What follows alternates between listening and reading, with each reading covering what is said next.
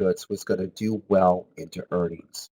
I Not only did I pre the trade, I believed in the trade.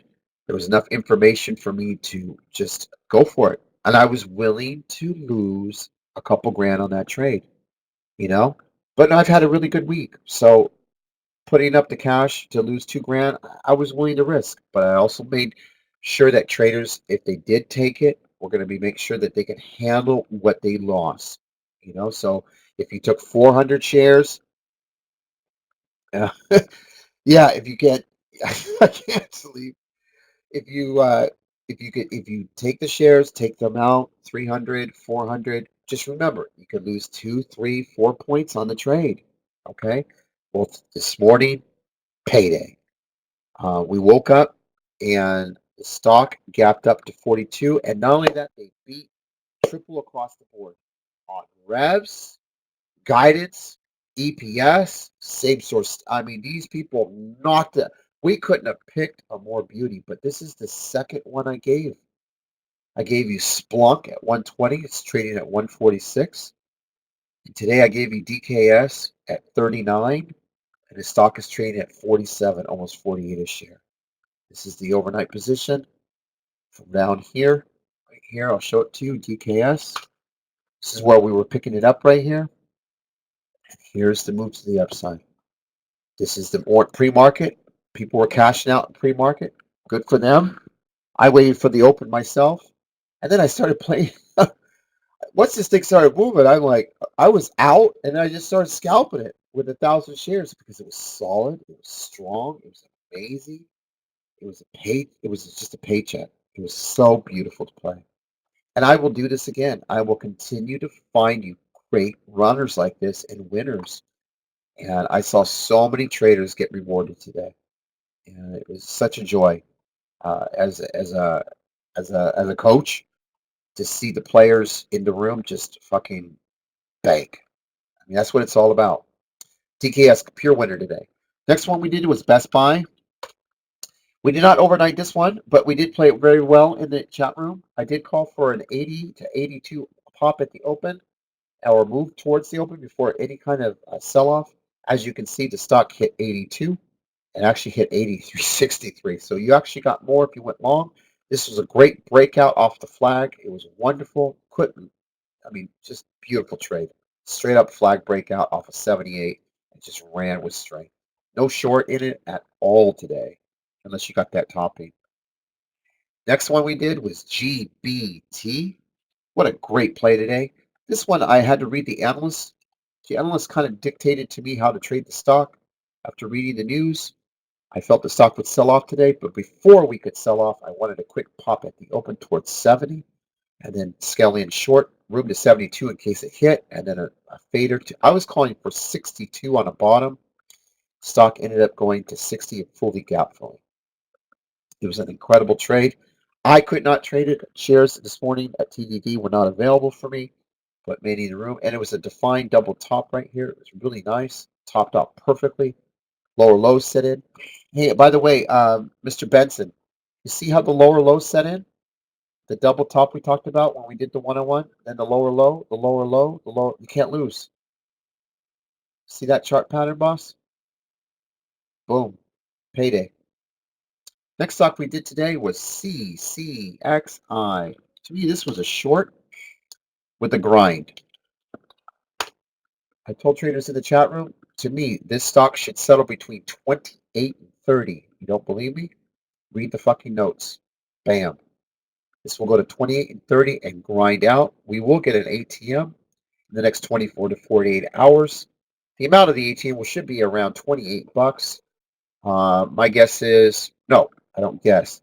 My thought is I'm going to 5 to 7 million at 28.50 a share. So let's see if I'm right at the end of the day or tomorrow. Anyway, great shot. It was gapping up 26 points. Way too much. Way too much. So I just called for pop and fade, snap 34, take it down to 28 and under. As you can see, it hit 26.74. Fucking great trade. Next one we did today was ICPT. That's right. ICPT. This was a analyst call. I really enjoyed this trade today. Uh, this one, I wanted everyone to start picking it up at 97 and under and then build a position. I was looking for the stock to hit 100. Once it broke 100, I'm looking for 101 to 105 on the stock.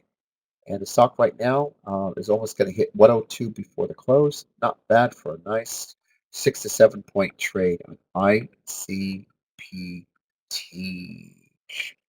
The next stock that we did today was called NTNX.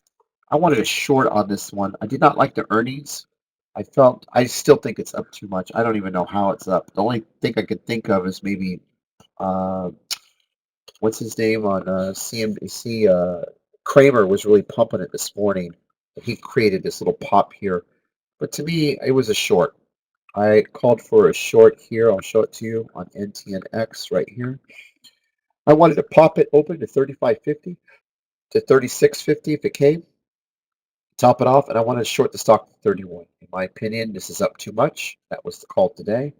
Here's the chart. Ding, ding, ding, ding, ding, ding. Here's the pop. And as you can see, hit 35. And up here, it hit 35.26. That's a fat finger pre-market. So I was prepared for a 35.50 if it came. And I just wanted to come down to 31. It ended up coming down to 32.35. And let's do one more. I think it's PANW. Let me see how I wrote that up. PANW. PANW would nibble along 228, root to 225, and pop it back to 230. Then top off, dumps, and sells off, which I don't think, but if it does, watch the 220 to 240 areas bottom. This will have range. Okay, so the way I played this today, and I originally played it, I got red, but I got my money back by staying focused on the trade. So I did feel that 220 would be the bottom of this trade, and I do think that 220 is the bottom. I actually think, here's a free tip. I would consider buying 230 calls from down here. I do think, and I'll show you why, which I don't normally do, but I will show it to you. I want you to see a key thing that they did today on that stock. What is it? PANW. I want you to notice the analysts today were all increasing pretty much the price target, especially Citi. Citi increased it from 247 to 283. JP Morgan put it 284 from 300. DA, which I don't care about. So just the two main ones, and Oppenheimer actually only downed it by $10 off those earnings. Stock is sitting at 220. This is way too much. Remember Splunk when it hit 100? Just sometimes they oversell. Right now, the stock is a little bit overdone. I do think the stock will rebound back to 230 area. I do like it coming back up there over the next few days. But we did call a nice play on it down to 220 and then bounce it. And 220 right here bounced 2 points there. And 220 here bounced another 2 points there. And originally when we first started it, we actually were playing the 225 area, which was right here, and we bounced it. I was looking for 230 to bounce, and it ended up stopping around 227 off a topping. And then from there, once it broke this flag of 224 and under, it was going to come straight to 220. And you can see they've grounded it and found that bottom right there. And I do think this is the bottom. The bottom is it. But if you took it short, right off this breakdown right here, off this topping and here, you did pretty good. Scored about 10 points on that to the downside. So anyway, I do still think this is overly overdone, in my opinion. And one that just went crazy today. I would have to study this. I heard Darkside say the same thing. He needs to study it. I need to study it too because Burlington, their numbers were just, their guidance was horrific, but something happened on that conference call that I don't know. And the stock just freaking ran. I called for 218 pop at the open from 208. I mean, I want to take credit, but I can't, I just can't because I didn't anticipate a 220 pop. I mean, this is what I put. I want to pop it open to 216. If it's sold off to 204 and under, should not gap fill, but sell off at least 4 to 5 points from that 216. I guess you could say I called it good. because the bottom was 20, I think 204 something. Let me see. I know it's 207. I can't take credit for it. I want to, but I can't. I can't. But it's a beautiful play. But but I will take PANW 220 because it's bouncing nicely. And we had a little intraday trade that was really cool. We played. We like to play the TV. I call it the TV trades. And I love giving these calls out to the trading room.